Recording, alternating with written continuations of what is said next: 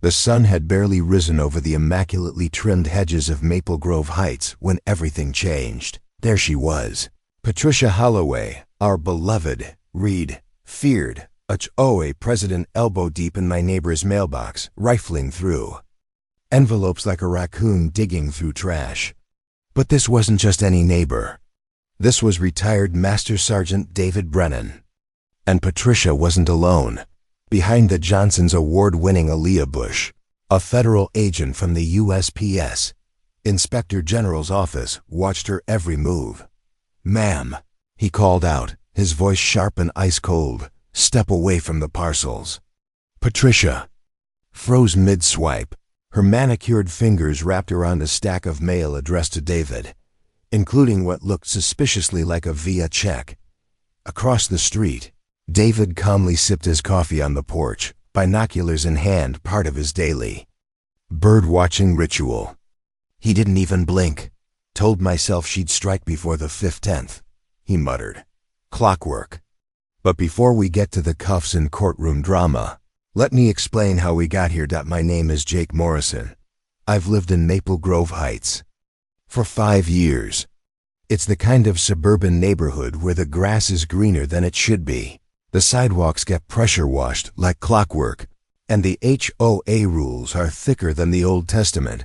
David moved in 6 months ago. A quiet, respectful Air Force vet with a limp and a love for fishing, bird-watching, and solitude. He kept his yard pristine. Never raised his voice. Asked for just 3 things. Respect his flag, don't touch his mailbox, and don't knock on his door unless someone was bleeding. And then there was Patricia Holloway, the reign of Queen Patricia 58, former real estate agent, HOA president for 7 grueling years. She once fined the Petersons $200 because their mail was aggressively folded and visible through the slot. One wish I were joking. When David declined to attend one of her mandatory garden compliance mixers, citing a need for peace and privacy after decades of service, Patricia took it as a personal insult. What started with passive-aggressive notes about grass height escalated into daily surveillance. Patricia took pictures from multiple angles, measured his lawn, documented his garbage can placement. The violation letters came non-stop. Mailbox flagged too high. Unauthorized mulch apparently. Military grade. Tactical color scheme on the mailbox. Yes, that was the actual term. Tactical intimidation aesthetics. David never retaliated. He adjusted the flag angle, paid the fines.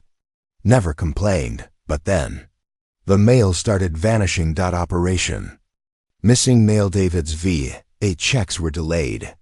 Packages went missing. Tracking numbers said delivered, but nothing showed up. Most of us chalked it up to USPS glitches. But David trusted his instincts. So he did what any trained veteran would do. He gathered intel. He installed a hidden trail camera, one even I didn't spot. And I walked my dog past that mailbox twice a day. For 2 weeks he recorded everything. And there it was. Patricia, in broad daylight, opening David's mailbox like it was part of her HOA jurisdiction. Taking letters, removing packages, flattening one marked "Do Not Bend" under her clipboard. That was the moment David made a call. Not to the HOA board. Not to the police. To the U.S. Postal Inspection Service. Operation Mailbox Justice. Turns out, mail theft is a federal crime. The agents don't mess around. They reviewed David's footage and launched a sting. Cameras were hidden at multiple angles. A postal inspector jogged past daily to keep eyes on the scene. The mail carrier was looped in. Then came the bait, a fake federal package with flashy stamps and fake sensitive contents. Inside were just marked bills and trackers. Tuesday morning, 10:24 a.m., Patricia strutted up, clipboard in hand, and opened David's mailbox like she owned it. She looked around, then pulled out the package.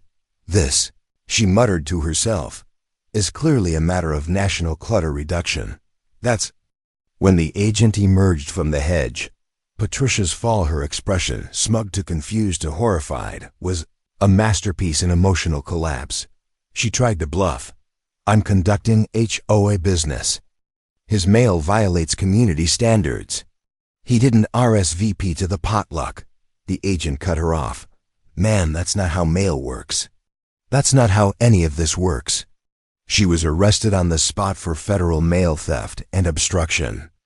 Of correspondence. Neighbors gathered. Mrs. Chun's schnauzer barked in celebration. Bill Stevens, the HOA treasurer, simply muttered, "Finally." Justice delivered. Things snowballed fast. Patricia was charged with stealing from at least 6 residents.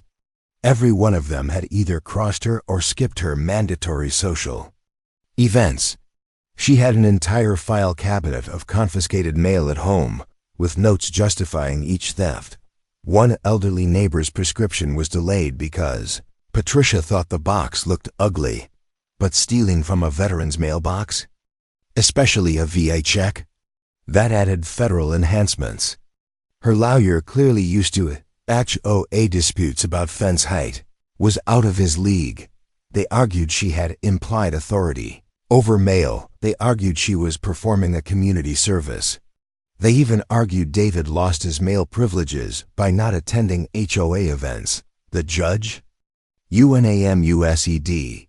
Patricia pled no contest. The sentence she was hit with: 6 months of house arrest, 2 years federal probation, 600 hours of community service, specifically at the local post office, $75,000 in fines. She also had to write personal apology letters to every victim, reviewed by the postal inspector before mailing them.